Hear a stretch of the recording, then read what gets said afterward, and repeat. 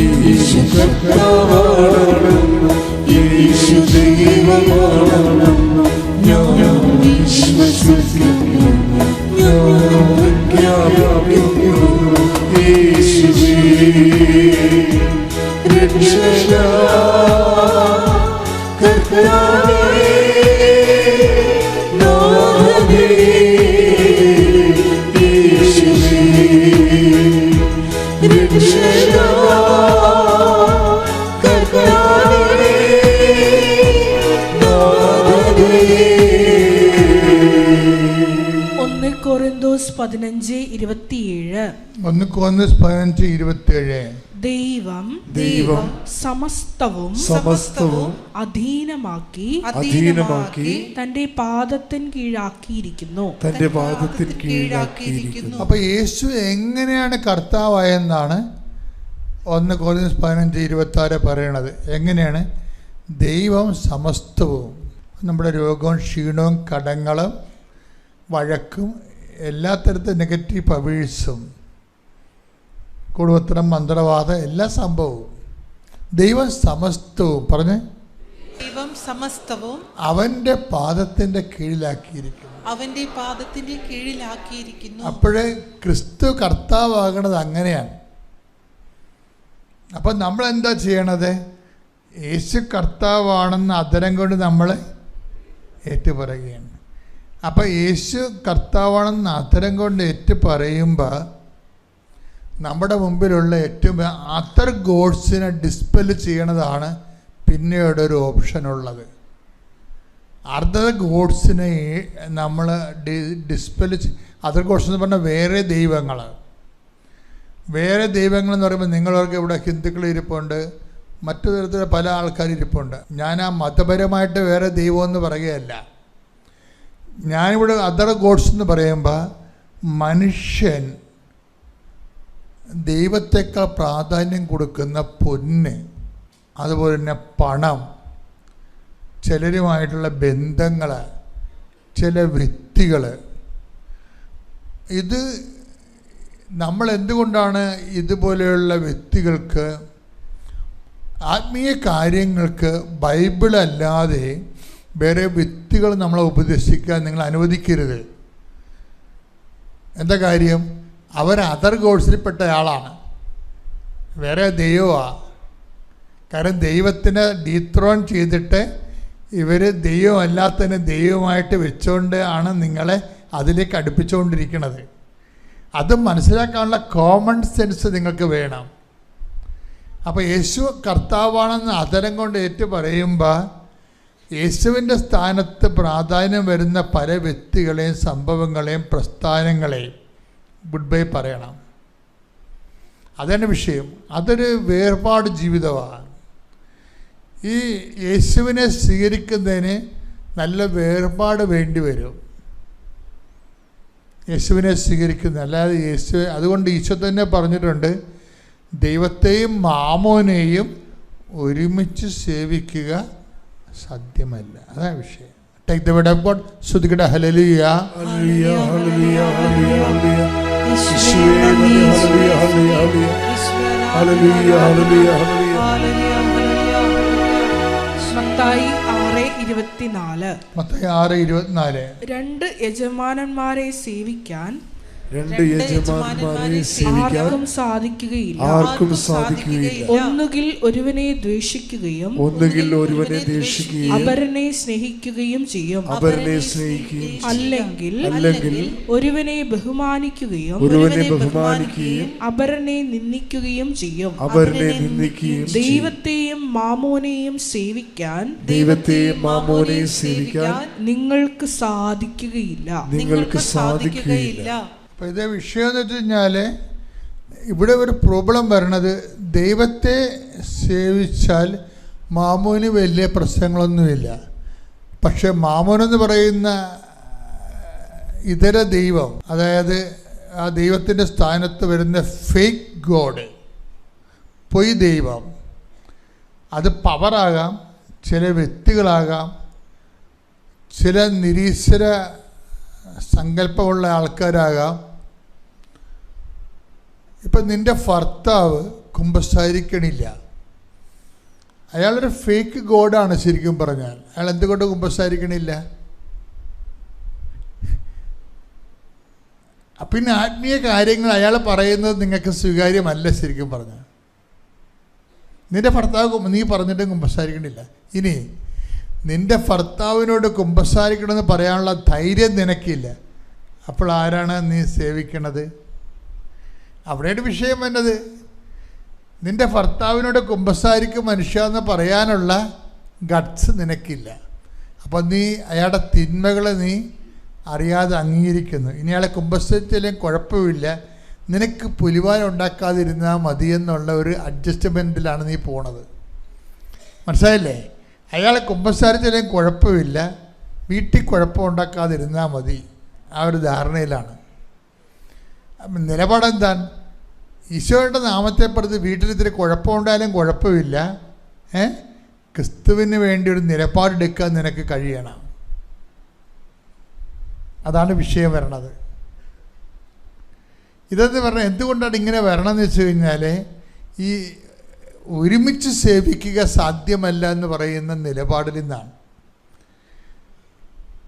ദൈവത്തെയും ദൈവം അല്ലാത്തതിനെയും ഒരുമിച്ച് സേവിക്കുക സാധ്യമല്ല.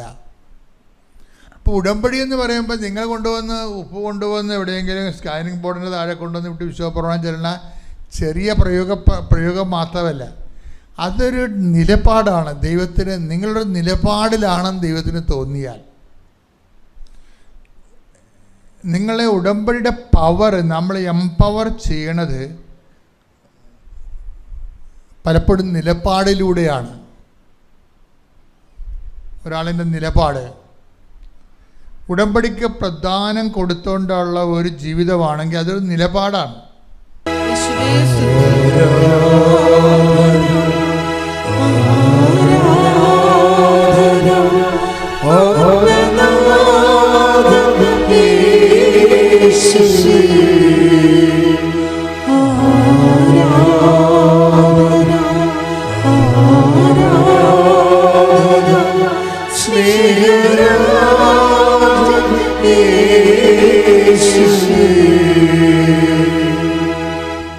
മർക്കോസ് 13:9. മർക്കോസ് 13:9. അവർ നിങ്ങളെ ന്യായാധിപ സംഘങ്ങൾക്ക് ഏൽപ്പിച്ചു കൊടുക്കും. അപ്പൊ അതാണല്ലോ ഇപ്പൊ സംഭവിക്കണത്. അവർ നിങ്ങളെ ന്യായാധിപ സംഘങ്ങൾക്ക് ഏൽപ്പിച്ചു കൊടുക്കും. സിനഗോഗുകളിൽ വെച്ച് നിങ്ങളെ പ്രഹരിക്കും.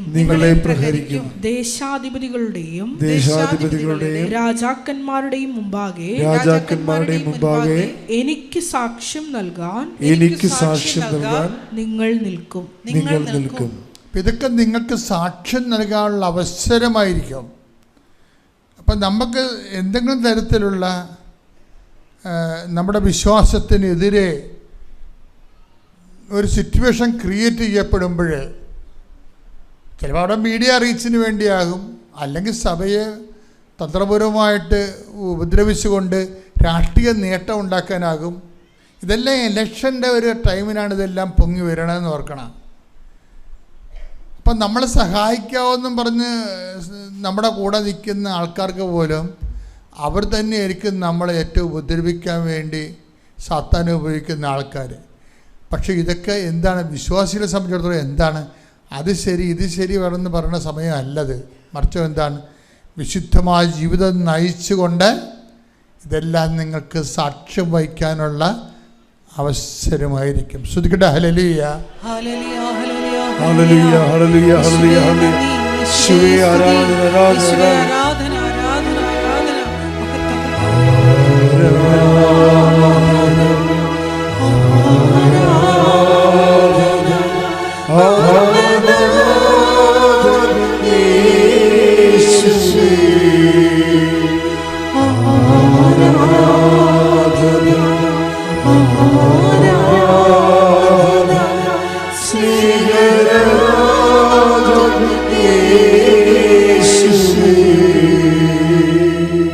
എൻ്റെ പേര് അനിൽ. കോട്ടയം വാഴൂർ കാന എന്ന ദേശത്തു നിന്ന് വരുന്നു. ഞങ്ങൾ ഓർത്തഡോക്സ് വിശ്വാസിയാണ്.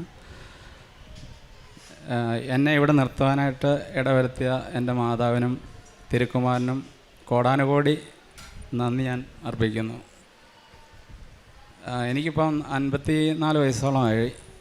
ഞാൻ എപ്പോഴും ബഹുമാനപ്പെട്ട ജോസഫ് അച്ഛൻ്റെ ഈ സാക്ഷ്യം കേൾക്കാൻ കാരണം എൻ്റെ ഈ സഹോദരിയാണ് ഈ നിൽക്കുന്നത്. എന്നെ ഇവിടെ കൊണ്ടുവരാൻ ഏറ്റവും മെയിനായിട്ട് ഉള്ള കാരണം അവളാണ്. എനിക്ക് മാർച്ച് മാസം ഒരു ആക്സിഡൻ്റ് ഉണ്ടായി. ഞാൻ ഹെവി ട്രെയിലർ ഡ്രൈവറാണ്. അപ്പോൾ എൻ്റെ കാലിലൊരു ജാക്കി വീണതിൻ്റെ ഫലമായിട്ട് അതൊരു മാസത്തോളം ഇരുന്നു. ഏപ്രിലിൽ പെസഹ വ്യാഴാഴ്ചയ്ക്ക് തൊട്ട് മുമ്പ് ദിവസം ഞാൻ വണ്ടി കോട്ടയത്ത് കൊണ്ടിട്ടിട്ട് വീട്ടിൽ വന്ന സമയത്ത് എനിക്ക് ചെറുതായിട്ട് പെയിൻ അനുഭവപ്പെടുകയും, അപ്പോൾ എൻ്റെ സഹോദരി പറഞ്ഞാൽ ഞാൻ തികഞ്ഞൊരു മദ്യപാനിയായിരുന്നു. അത് ഒരുപാട് മദ്യപാനവും കാര്യങ്ങളുമായിട്ട് എൻ്റെ ലൈഫ് തന്നെ എൻ്റെ കൺട്രോളിലല്ലാത്തൊരു സമയത്താണ് എനിക്ക് ആക്സിഡൻ്റ് ഉണ്ടാകുന്നത് തന്നെ. അപ്പോൾ വ്യാഴാഴ്ച വീട്ടിൽ വന്ന ശേഷം എൻ്റെ കാലിന് വേദന അനുഭവപ്പെടുകയും, ഇവരുമായിട്ടൊന്ന് ഞാൻ വർഷങ്ങളോളം ഒരു 4 സഹോദരിമാരാണ് എനിക്കുള്ളത്. ഇതെൻ്റെ നേരെ മൂത്തയാളാണ്. എൻ്റെ ഇളയ ഒരു സഹോദരിയുണ്ട്. ബാക്കി മൂത്ത 3 പേരാണ്. ഒന്ന് ഇവളും അവളുടെ മൂത്ത 2 പേരുണ്ട്. അങ്ങനെ 4 പെങ്ങന്മാരാണ് എനിക്കുള്ളത്. ഇവരുമായിട്ടൊന്നും ഞാൻ അങ്ങനെ ഒരു ഇടപെടിയിലെ കാര്യങ്ങളൊന്നുമില്ല. വർഷങ്ങളായിട്ട് ഞാൻ എൻ്റേതായിട്ടുള്ള ഒരു അങ്ങനെ പോവുകയാണ്. ഞാൻ വെളിയിലായിരുന്നു 18 വർഷം. കുവൈറ്റ്, ദുബായ് എല്ലാം കറങ്ങി. ഇവിടെ മാരാരിക്കുളത്ത് ഞാനൊരു റിസോർട്ടിൻ്റെ മാനേജറായിട്ട് വർക്ക് ചെയ്തിട്ടുണ്ട്. പക്ഷേ ആ സമയത്ത് അത് 2020 കൊറോണയ്ക്ക് ശേഷമാണ്. പക്ഷേ ഞാനിവിടെ ഇതിലെ പല പ്രാവശ്യം കടന്നു പോകുന്ന സമയത്ത് 3.5-4 കിലോമീറ്ററേ ഉള്ളൂ. പക്ഷേ അന്നേരം ഒന്നും ഞാൻ ഈ കൃപാസനം കാണുമ്പോൾ ഇവിടെ കയറണമെന്നോ വരണമെന്നോ ഒന്നും ഇല്ലായിരുന്നു. 4 കിലോമീറ്റർ 5 കിലോമീറ്ററേ ഉള്ളൂ. അവിടെ വന്ന് താമസിക്കുന്ന ഗസ്റ്റുകൾ വരെ ഞാൻ ഇവിടെ കൃപാസനത്തിൽ വരുമെന്ന് പറയുമ്പോൾ ഞാൻ അവരോട് ചോദിക്കും ഇതെന്താണ് സംഭവം കാര്യങ്ങൾ. അവർ പറയും ഇവിടെ അമ്മ പ്രത്യക്ഷപ്പെട്ട സ്ഥലമാണ്, ഇവിടെ ഒരുപാട് അനുഗ്രഹങ്ങൾ നമ്മൾക്ക് കിട്ടും. പക്ഷേ അന്നേരം ഒന്ന് നമ്മൾ ലൗകിക ജീവിതത്തിലാണ് ഞാൻ നടന്നുകൊണ്ടിരുന്നത്. അതിനുശേഷം ഈ മാർച്ച് മാസത്തെ ഈ ആക്സിഡൻ്റ് ഏപ്രിലാണ് എനിക്ക് കാല് സർജറി ചെയ്യണമെന്ന് പറഞ്ഞ് ഹോസ്പിറ്റലിൽ ചെന്നപ്പോൾ ഫുള്ളി ഇൻഫെക്റ്റഡായി. എനിക്ക് ക്രിയാറ്റിൻ കൂടി എൻ്റെ കിഡ്നിയെ ബാധിച്ചു. അതുപോലെ തന്നെ എനിക്കത് ഷുഗർ ഹൈ ആയി എന്ന് പറയുമ്പോഴത്തേന് ഏകദേശം കാല് ഇത് മുറിച്ച് മാറ്റേണ്ട ഒരു സ്റ്റേജിലേക്ക് എത്തി. എന്നിട്ട് ഞാൻ ഹോസ്പിറ്റലിൽ ചെന്ന് ഡോക്ടറിനോട് പറഞ്ഞ് അല്ല ഇത് കട്ട് ചെയ്ത് കളയണം, അപ്പം നിങ്ങൾക്കിത് ഇൻഫെക്റ്റഡായി ഓൾറെഡി മുകളിലോട്ട് കയറിയിട്ടുണ്ടെന്ന് പറഞ്ഞു. അപ്പോൾ ഞാൻ പറഞ്ഞു ഡോക്ടർ അത് നമുക്കതൊന്ന് നോക്കാം, എനിക്ക് എന്തായാലും ചെയ്യാൻ പറ്റുവാണെങ്കിൽ ഡോക്ടർ ചെയ്യാൻ പറഞ്ഞു. പുള്ളി പറഞ്ഞു ഞാൻ മാക്സിമം ചെയ്യാമെന്ന് പറഞ്ഞു. ആ സമയത്ത് എന്നെ 2.5 മണിക്കൂറോളം കാഞ്ഞിരപ്പള്ളി ഹോസ്പിറ്റലിൽ ഗവൺമെൻറ് ഹോസ്പിറ്റലിൽ സർജറി ചെയ്തു. അതിനുശേഷം മെഡിക്കൽ കോളേജിലേക്ക് എന്നെ റെഫർ ചെയ്തു. അപ്പോൾ എൻ്റെ അമ്മ മാത്രമേ ഉള്ളൂ കൂടെ. എൻ്റെ വൈഫ് 2010 പുള്ളിക്കാരി ഒരു ആക്സിഡൻറ്റ് മരണപ്പെട്ടു പോയതാണ്. എനിക്കൊരു മോളുണ്ട്, അവളിപ്പം +2 കഴിഞ്ഞു. അത് കഴിഞ്ഞിട്ട് ഡോക്ടർ എന്നെ റെഫർ ചെയ്ത കൂട്ടത്തിൽ അമ്മയ്ക്ക് ഏകദേശം 86 വയസ്സോളം ഉണ്ട്. പുള്ളിക്കാരി ഏജ്ഡാണ്. ഞാൻ ഈ സഹോദരിമാരുമായിട്ടൊന്നും അങ്ങനെ ഒരു കണക്ഷൻ ഇല്ല. ഞാൻ അവരുടെ മക്കളും അവരൊന്നും ആയിട്ട് ഒന്നാതെ ഞാനൊരു ആൽക്കഹോളിക്കാണ്. ഞാൻ ആരെയും വകവെക്കത്തില്ല. എൻ്റെ പപ്പ ഒരു പോലീസ് ഓഫീസറായിരുന്നു. പക്ഷേ പുള്ളിയുടെ പേരിന് നേരെ ഓപ്പോസിറ്റായിട്ടാണ് ഞാൻ ജീവിച്ചുകൊണ്ടിരുന്നത്. അത് കാരണം ഇവർക്കൊന്നും എല്ലാവർക്കും എന്നെ ഭയങ്കര ഒരു ഭയത്തോടു കൂടി അവർ നോക്കുന്നത് തന്നെ. അപ്പം ഞാൻ എല്ലാവരോടും എനിക്ക് പെട്ടെന്ന് ഓവർ ടെമ്പേർഡാണ്, എനിക്ക് BP ഹൈ ആണ്. അപ്പോൾ നമ്മൾ ആ ഒരു ജീവിതത്തിലാണ് അച്ഛൻ പറയുന്നത്. അതൊക്കെ എനിക്ക് എൻ്റെ ജീവിതത്തിൽ ഒരുപാട് കാര്യങ്ങൾ ഞാൻ ഈ ഒരു 9 മാസം കൊണ്ടാണ് ഇതിലോട്ട് മാറിയത്. അതിന് മെയിൻ കാരണക്കാരിയായിട്ടെങ്കിൽ എൻ്റെ സഹോദരിയാണ്. അപ്പോൾ ഞാൻ ഹോസ്പിറ്റലിൽ കിടന്ന സമയത്ത് അതിഭയങ്കരമായ വേദന, കാലിൻ്റെ അവസ്ഥ. അന്നത്തെ ഇത് ഓൾറെഡി ഇത് മൊത്തം കട്ട് ചെയ്ത് കളഞ്ഞായിരുന്നു. ആ ഉള്ളിലെ ദശയും മൊത്തം എടുത്ത് കളഞ്ഞായിരുന്നു. പക്ഷേ എനിക്ക് കാല് കുത്താനായിട്ട് സാധിക്കാതെ ഇതൊരു 4 മാസത്തിന് ശേഷമുള്ള അവസ്ഥയാണ് എൻ്റെ ഈ കാലിൻ്റെ അവസ്ഥ. അന്നേരം ആ സമയത്താണ് എൻ്റെ സഹോദരി അവിടെ വരുന്നത്. അവളെന്നോട് പറഞ്ഞു ഒരു കാര്യം ചെയ്ത് ഇത് ഒരിക്കലും ഒരു മുറിവ് അങ്ങോട്ട് ഇതാകുന്നില്ല. എനിക്ക് ഇത് ഷുഗർ കയറിയിട്ട് എനിക്ക് ക്രിയാറ്റിൻ കുറയുന്നില്ല. അപ്പോൾ അതിഭയങ്കര വേദന. അവരൊരു പാരസെറ്റമോൾ അല്ല വേറെ പെയിൻ കില്ലേഴ്സ് ഒന്നും തരുന്നില്ല. അപ്പോൾ ഇവൾ എൻ്റെ സഹോദരി വന്നിട്ട് പറഞ്ഞ് ഒരു കാര്യം ചെയ്യും, ഉപ്പുണ്ട് കൃപാസനത്തിലെ വിശുദ്ധ ഉപ്പും തൈലമുണ്ട്, ഇത് പുരട്ടി അത് നോക്കാം, ഒരുപാട് അത് നീ രക്ഷപ്പെടുമെന്ന് പറഞ്ഞു. ഞാൻ പറഞ്ഞു ഓക്കെ ഞാൻ അത് ട്രൈ ചെയ്യാം. അങ്ങനെ ഞാൻ ആ ഉപ്പും തൈലവും പുരട്ടി എൻ്റെ മുറിവിൽ അത് ഇൻഫെക്ഷൻ ആയിക്കൊണ്ടിരിക്കുക. ഡോക്ടർ പറഞ്ഞു ഇനി ഒരാഴ്ച കൂടെ കഴിഞ്ഞ് കഴിഞ്ഞാൽ കട്ട് ചെയ്ത് കളയണം എന്ന് പറഞ്ഞു. അതുപോലെ അത് മുകളിലോട്ട് കയറുന്നുണ്ട്, മുറിവ് ഉണങ്ങുന്നില്ല, എൻ്റെ ഷുഗർ ലോ ആകുന്നില്ല, ഹൈ ആയിട്ട് നിൽക്കുക. അത് പുരട്ടി അന്ന് എനിക്ക് ഇവിടെ ഒരു പത്രം കൊണ്ടു തന്നു കൃപാസനത്തിലെ. അത് ഞാൻ വായിച്ചു. ജസ്റ്റ് വായിച്ച് കിടന്നപ്പോൾ ഒരുപാട് സാക്ഷ്യങ്ങളുണ്ട് പേപ്പറിൽ. അത് അന്നേരം ഞാൻ ഓർത്ത് ഈ 5 വർഷം മുമ്പാണല്ലോ ഞാൻ ഈ കൃപാസനത്തിന് വാതിക്കൽ വരെ വന്നിട്ട് ഞാൻ ഇവിടെ കയറാതെ പോയതാണല്ലോ. അപ്പോൾ അമ്മ ഇതുകൊണ്ടായിരിക്കും എന്നെ ഇവിടെ തന്നെ ഇവള് മുഖാന്തരം എന്നെ പിടിച്ചിരിക്കുന്നത് എനിക്ക് മനസ്സിലായി.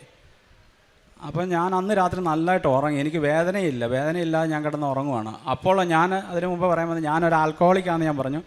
ഞാൻ ഓൾറെഡി കോട്ടയത്ത് വന്നിട്ട് പെസഹ വ്യാഴാഴ്ചയായിരുന്നു നടക്കും. ഒരു ക്രിസ്ത്യനായിട്ട് ജനിച്ച ഒരു ആളായിട്ട് വന്നിട്ട് പോലും ഞാൻ മദ്യം മേടിച്ചോണ്ടാണ് വീട്ടിലോട്ട് വരുന്നത്. എന്ന് പറഞ്ഞാൽ 3 ദിവസം കഴിഞ്ഞിട്ട് തിരിച്ച് വീണ്ടും ട്രിപ്പുണ്ട് എനിക്ക് പോണ്ടിച്ചേരിക്ക്. അപ്പോൾ 3 ദിവസമല്ല ദുഃഖവെള്ളിയാഴ്ച ഞാൻ പള്ളിയിൽ പോകില്ല. ഞാൻ പറഞ്ഞില്ല, എൻ്റെ കല്യാണത്തിന് അന്ന് ഞാൻ കുമ്പസാരിച്ചൊരു വ്യക്തിയാണ് 18 വർഷം മുമ്പ്. പക്ഷേ അതിനുശേഷം കുമ്പസാരമില്ല, പള്ളിയിൽ പോക്കില്ല, ഒന്നുമില്ല. പക്ഷേ എനിക്ക് ഉള്ളിലുണ്ട്, ഞാൻ എല്ലാവരെയും ഹെൽപ്പ് ചെയ്യും, കാര്യങ്ങൾ നമ്മളെക്കൊണ്ട് കഴിയുന്ന പോലെ ഹെൽപ്പ് ചെയ്യാറുണ്ട് മറ്റുള്ളവർ. ഞാൻ ബൈബിളിൽ പറയുന്നത് വിലാപഭവനത്തിൽ പോകുന്നതിനേക്കാളും വിരുന്ന് വീട്ടിൽ പോകുന്നതിനേക്കാളും നിങ്ങൾ വിലാപഭവനത്തിൽ പോകണം. ഞാൻ എല്ലാ മരണ വീട്ടിലും പോകും. നമുക്ക് പരിചയം ഇല്ലാത്തവരും ഉള്ളവരുടെ എല്ലായിടത്തും പോകും. അവരെക്കൊണ്ട് എനിക്ക് കഴിയാവുന്ന പോലെ ഞാൻ ഹെൽപ്പ് ചെയ്യും. പക്ഷേ ഇത് കഴിഞ്ഞ് കഴിഞ്ഞപ്പോൾ അന്ന് രാത്രി നല്ലതായിട്ട് ഉറങ്ങി. പിന്നെ അത് ഒരു ദിവസം 2 ദിവസം 3 ദിവസം കഴിയുമ്പോഴത്തേന് ഇത് ഹീലിംഗ് ആയി തുടങ്ങി. അത് കഴിയുമ്പോൾ ഡോക്ടർ പറഞ്ഞു, നിങ്ങളുടെ ക്രിയാറ്റിൻ ഓൾറെഡി എൻ്റെ കുറഞ്ഞു വരുന്നു, ഇൻസുലിൻ എൻ്റെ എടുപ്പ് നിർത്തി, പിന്നെ നോർമൽ ആകാൻ തുടങ്ങി. അപ്പോൾ എനിക്ക് അതിൻ്റെ അകത്തൊരു വിശ്വാസമായി. എനിക്ക് പണ്ടേ മാതാവിനോട് വിശ്വാസമുള്ള ഒരാളാണ്. ഈശോയെ അതിലും കൂടുതൽ എനിക്ക് ഇഷ്ടമാണ്, ഉള്ളിൻ്റെ ഉള്ളിൽ. പക്ഷേ ഞാൻ പുറമേ അത് കാണിക്കാറില്ല. അതിൻ്റെ കാരണം എന്ന് പറഞ്ഞാൽ ഞാൻ ക്രിസ്മസിൻ്റെ അന്ന് നൈറ്റ് ഉണ്ടായ ഒരു വ്യക്തിയാണ്. 24 ഡിസംബർ ഉണ്ടായ ക്രിസ്മസ്. എൻ്റെ പാട്ടുകാർ വന്ന് ക്രിസ്മസ് കരോൾ നടത്തിക്കൊണ്ടിരിക്കുമ്പോഴാണ് എൻ്റെ അമ്മ എന്നെ പ്രസവിച്ചെന്ന് പറയുന്നത്. എനിക്കറിയത്തില്ല, ഞാൻ കണ്ടിട്ടില്ലായിരുന്നു. പക്ഷേ അതിൻ്റെ ഒരു ഇതുണ്ട്. എപ്പോഴും ഞാൻ ദൈവത്തോട് അതുപോലെ എനിക്ക് സ്നേഹം, ഉണ്ണിയേശോയോടും മാതാവിനോടും എനിക്ക് അതുപോലെ സ്നേഹമാണ്. അത് കഴിഞ്ഞിട്ട് നമ്മുടെ ബഹുമാനപ്പെട്ട അച്ഛൻ്റെ ഈ യൂട്യൂബിലെ സാക്ഷ്യങ്ങൾ ഞാൻ കേൾക്കാൻ തുടങ്ങി. അപ്പോൾ ഞാൻ കൂടുതലായിട്ട്, അതിനു മുമ്പ് ഞാൻ ഇൻസ്റ്റഗ്രാമ്, പിന്നെ ഇങ്ങനെയുള്ള ഫേസ്ബുക്ക്, വാട്സപ്പ് എല്ലാം നമ്മളത് സോഷ്യൽ മീഡിയ ഞാൻ കൂടുതൽ യൂസ് ചെയ്യും. പക്ഷേ അതിനുശേഷം ഞാൻ ക്രമേണ അത് കുറയ്ക്കാൻ തുടങ്ങി, കംപ്ലീറ്റ് കുറച്ച്. എന്ന് പറഞ്ഞാൽ എല്ലാത്തിനും വിട്ടിട്ട് കൃപാസനം. ഇപ്പോൾ എൻ്റെ ഇതിൽ എടുത്ത് നോക്കിക്കഴിഞ്ഞാൽ എനിക്ക് എല്ലാ സാക്ഷ്യങ്ങളും ഞാൻ ഓൾമോസ്റ്റ് എല്ലാം കണ്ടിട്ടുണ്ട്. ഇതുവരെയൊക്കെയുള്ള അച്ഛൻ്റെ ടോക്കുകൾ എല്ലാ ദിവസവും. അതുപോലെ തന്നെ ഞാൻ പറഞ്ഞില്ല, 39 വർഷമായിട്ട് അച്ഛൻ പറയുന്ന ഏറ്റവും വലിയൊരു ഇതെനിക്കത് എന്നെ ടച്ച് ചെയ്തൊരു ഇതാണ്. അച്ഛൻ്റെ ബഹുമാനപ്പെട്ട ജോസഫ് അച്ഛൻ 39 വർഷം ഓൾറെഡി കംപ്ലീറ്റ് ആയെന്ന് പറഞ്ഞ് ഈ നമ്മുടെ അച്ഛൻ്റെ ഈ പ്രേക്ഷിത വേലയ്ക്ക്.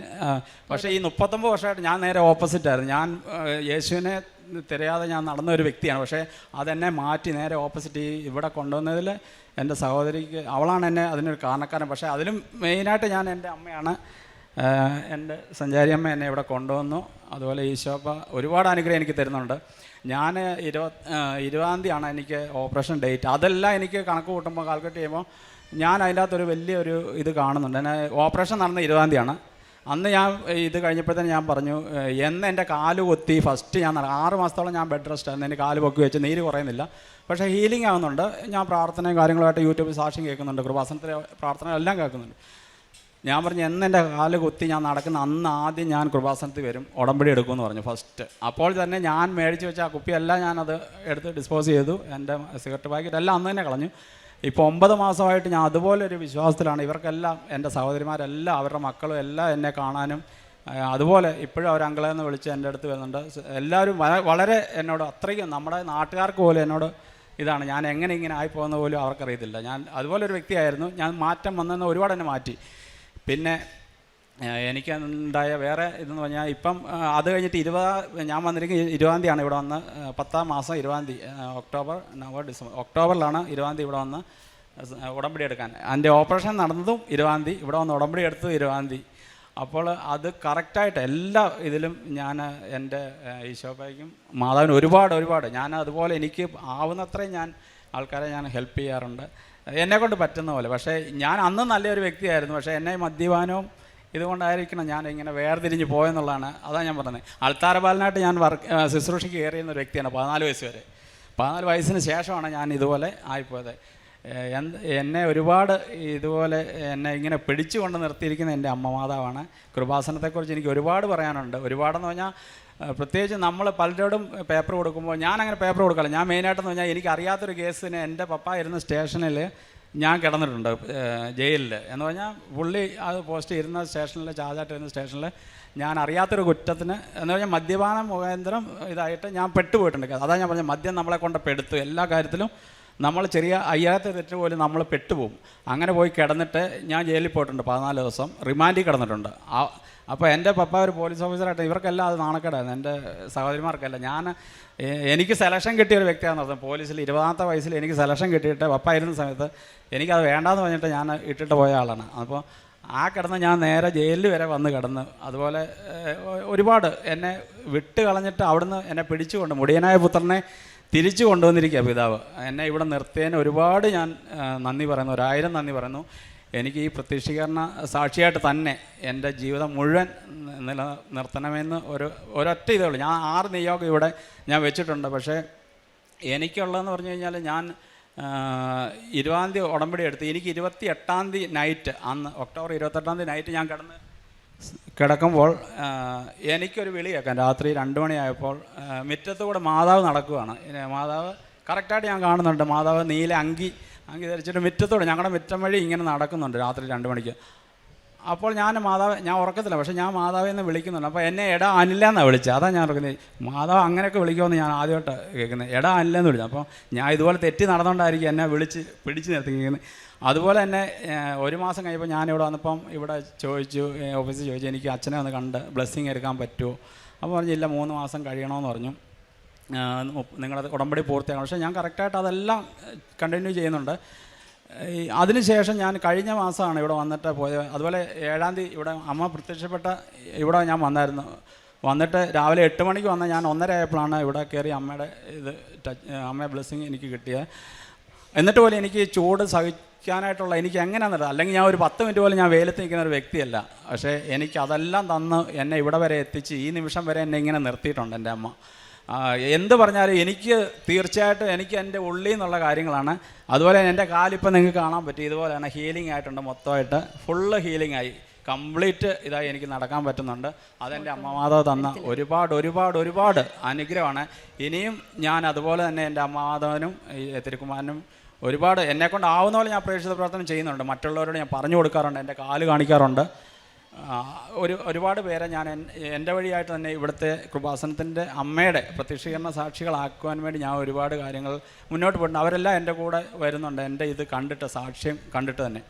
പിന്നെ ഞാൻ ഹോസ്പിറ്റലിൽ പോകാറുണ്ട്. എൻ്റെ അമ്മ ഏജിലാണെന്ന് ഞാൻ പറഞ്ഞു. എൻ്റെ മോൾ എൻ്റെ കൂടെയുള്ള അവൾ വൈഫിൻ്റെ വീട്ടിലാണ്, അവരാണ്. പിന്നെ അമ്മയ്ക്ക് വയ്യ. പക്ഷേ അമ്മയ്ക്ക് ഇതുപോലെയാണ്. ഞങ്ങൾ ഓർത്തഡോക്സുകാരായതുകൊണ്ട് ഞങ്ങൾക്ക് ജപമാല ഒന്നുമില്ല. പക്ഷേ ഞാൻ ജപമാല ചൊല്ലാറുണ്ട്. എൻ്റെ പ്രാർത്ഥന കണ്ടിട്ട് അമ്മ ഇപ്പം വെളുപ്പാങ്കാലത്ത് തന്നെ എഴുന്നേൽക്കുക എന്ന് പറഞ്ഞാൽ പുള്ളിക്കാരി ഓർക്കുക ഇവനിനി അങ്ങനെ ഇതിൽ നിന്ന് എങ്ങനെ ഇങ്ങനെ ആയിപ്പോകുന്ന പോലും അമ്മയ്ക്ക് ഭയങ്കര അത്ഭുതം. അമ്മയ്ക്ക് നടുവിന് വേദന വന്നിട്ട് അമ്മയുടെ ബാക്ക് ബോൺ ഇതായിട്ട് ഒരു വളഞ്ഞു പോയായിരുന്നു. ആ അവസരത്തിൽ ഞാൻ അമ്മയോട് പറഞ്ഞു, അമ്മേ ഞാൻ ഉപ്പിട്ട് പക്ഷേ ഞാൻ പ്രാർത്ഥിച്ചു കഴിഞ്ഞാൽ അത് എനിക്കറിയത്തില്ല, ഞാൻ ഉപ്പിട്ട് അല്ലെങ്കിൽ എന്ത് തൈലം പുരട്ടി പ്രാർത്ഥിച്ച് അത് ഭയങ്കരമായിട്ടൊരു വിടുതൽ കിട്ടും. പക്ഷേ അമ്മയ്ക്ക് ഞാൻ കൊടുത്തു കഴിഞ്ഞാൽ പിന്നെ MR എല്ലാ സ്കാനിങ്ങും കഴിഞ്ഞാണ്. പക്ഷേ അമ്മയ്ക്ക് ഇപ്പോൾ നല്ല രീതിയിൽ അമ്മ നടക്കാൻ പറ്റുന്നുണ്ട്. കഴിഞ്ഞ പ്രാവശ്യം ഞാൻ അമ്മയെ ഇവിടെ കൊണ്ടുവന്നായിരുന്നു. അമ്മയ്ക്ക് സാക്ഷി എടുത്തിട്ടില്ല, ഉടമ്പടി എടുത്തിട്ടില്ല. ഞാൻ പറഞ്ഞു എടുക്കണ്ട, ഏജിലായതുകൊണ്ട് പറ്റത്തില്ല. പക്ഷേ അമ്മയ്ക്ക് അതുപോലെ വിശ്വാസമാണ്. അതുപോലെ എല്ലാ കാര്യങ്ങൾക്കും. എനിക്ക് ഒരു 10 വർഷം മുമ്പ്, ഇപ്പോൾ എനിക്ക് 54 വയസ്സായെന്ന് ഞാൻ പറഞ്ഞു, ഒരു 44 വയസ്സായപ്പോൾ ഞാൻ മാൾട്ടയ്ക്ക് വേണ്ടി ട്രൈ ചെയ്തായിരുന്നു. അന്നേരം ഞാൻ ഇതായിരുന്നു, നമ്മുടെ കേറ്ററിംഗ് ഫീൽഡായിരുന്നു, ഹോട്ടൽ മാനേജ്മെൻ്റ് ആയിരുന്നു. അപ്പോൾ എനിക്ക് പോകാൻ വേണ്ടി ചാൻസ് വന്നപ്പോൾ അന്ന് എൻ്റെ റിജക്റ്റാണ്. എനിക്ക് ഏജ് ഇതായെന്ന് പറഞ്ഞാൽ 45. അവരങ്ങനെ പറഞ്ഞിട്ട് അത് കട്ട് 10 വർഷം മുമ്പാന്ന് ഓർത്തണം. പക്ഷേ അത് കഴിഞ്ഞ് ഞാൻ ഈ ഉടമ്പടി എടുത്തു കഴിയുമ്പോൾ ഞാൻ ഇവരോട് പറഞ്ഞില്ല. ഞാൻ പറഞ്ഞു എൻ്റെ 20-ാം തീയതി ആണ് എൻ്റെ ഉടമ്പടി 90 ദിവസം പൂർത്തിയായിരുന്നു. പക്ഷേ ഞാൻ ഇവരോട് പറഞ്ഞില്ല. എനിക്ക് അതിൻ്റെ ഇടയ്ക്ക് ഞാനൊരു ഇതിലേക്ക് ട്രൈ ചെയ്തായിരുന്നു. പക്ഷേ അത് ഓൾമോസ്റ്റ് എനിക്ക് കിട്ടുമെന്നുള്ള 150% അത് എനിക്ക് കൺഫേമാണ്. എന്നിട്ട് പോലും ഞാൻ സാക്ഷ്യം പറയാമെന്ന് ഞാൻ പറഞ്ഞിട്ടുണ്ടായിരുന്നു. അപ്പോൾ 54 വയസ്സുള്ള എന്നെ 10 വർഷം മുമ്പ് റിജക്റ്റ് ചെയ്ത ഒരു വിസ എനിക്കത് കിട്ടുമെന്ന് പറഞ്ഞാൽ അത് അമ്മയുടെ ഒരേ ഒരു ഇത് തന്നെയാണ്. അതിൽ ഞാൻ 150% ഞാൻ വിശ്വസിക്കുന്നു. പിന്നെ എൻ്റെ സാക്ഷ്യം നിങ്ങൾക്കറിയാൻ പറ്റും. ഞാൻ അങ്ങനെ ഇപ്പോൾ ഏകദേശം എന്നെക്കുറിച്ചൊരു ഐഡിയ വരും. ഞാൻ പറയുകയാണ്, ആരും ഇതിൽ നിന്ന് ഉടമ്പടി എടുക്കാതെ അല്ലെങ്കിൽ നമ്മുടെ ഈ ലൗകികമായിട്ടുള്ള ഇതിൽ പോയിട്ട് കാര്യമില്ല. പക്ഷേ മദ്യപാനവും ഇതൊക്കെ എല്ലാവർക്കും വിട്ടൊഴിയാൻ പറ്റും. ചില നമ്മളെ യൂത്ത് ഒക്കെ ആൾക്കാർ കാണും, അവർക്കൊന്നും പറയുമോ ഞാൻ ഇതെടുക്കുന്നില്ല. പക്ഷേ അത് എടുത്തു കഴിയുമ്പോഴാണ് നമ്മൾ കൂടുതൽ അറിയുന്നത്. അതുപോലെ തന്നെ ഞാൻ പറഞ്ഞില്ല, 18 വർഷമായിട്ട് ഞാൻ കുമ്പസാരിക്കത്തില്ല. ഞാനിപ്പോൾ 2 ആഴ്ച കൂടുമ്പോൾ പോയിട്ട് കുമ്പസാരം എടുത്ത് വിശുദ്ധ കുർബാന കൈക്കൊണ്ട് അങ്ങനെ ഒരു ആത്മീയ ജീവിതം. പിന്നെ ബൈബിള് ഞാൻ അരമണിക്കൂർ എന്നുള്ളത് ഞാൻ വായിക്കാനിരുന്ന് കഴിഞ്ഞാൽ 1 മണിക്കൂർ 1.5 മണിക്കൂർ ഞാൻ കണ്ടിന്യൂ. ഉൽപ്പത്തിയൊക്കെ എന്ന് പറഞ്ഞാൽ ഞാൻ വളരെ മുമ്പ് ഞാൻ വായിക്കുമ്പോൾ ഇത് എന്താ നമ്മൾ ക്രിസ്ത്യൻ ആയതെന്ന് പറഞ്ഞിട്ട് പോലും എനിക്കത് പറയാൻ പറ്റത്തില്ല. നമുക്കത് ജസ്റ്റ് ഒരു ചാപ്റ്റർ വായിച്ച് ഞാനങ്ങ് ക്ലാസ്. പക്ഷേ ഇപ്പോൾ അത് കണ്ടിന്യൂ വായിച്ച് ഞാൻ ആ ദിവസം കംപ്ലീറ്റ് വായിക്കുന്നുണ്ട്. അതുപോലെ വെളുപ്പിനെ 3 മണിക്കൊക്കെ ഞാൻ സാധാരണ 3 മണിക്കായിരുന്നു ഉറങ്ങാറുണ്ടായിരുന്നു നേരത്തെ. ഇപ്പം ഞാൻ 3 മണിയാകുമ്പോഴത്തേന് എഴുന്നേറ്റ് പ്രാർത്ഥിക്കാൻ തുടങ്ങും. അതുപോലെ ആത്മീയമായിട്ട് എന്നെ ഒരുപാട് യേശോപ്പ എന്നെ ഉയർത്തി. അമ്മമാതാ അതിനെ ഒരുപാട് എന്നെ ചേർത്ത് പിടിച്ചിരിക്കുക. ഈ അമ്മയുടെയും ഈ ഈശോപ്പയുടെയും ആ പ്രത്യക്ഷീകരണ സാക്ഷിയായിട്ട് എന്നെ നിലനിർത്തണം.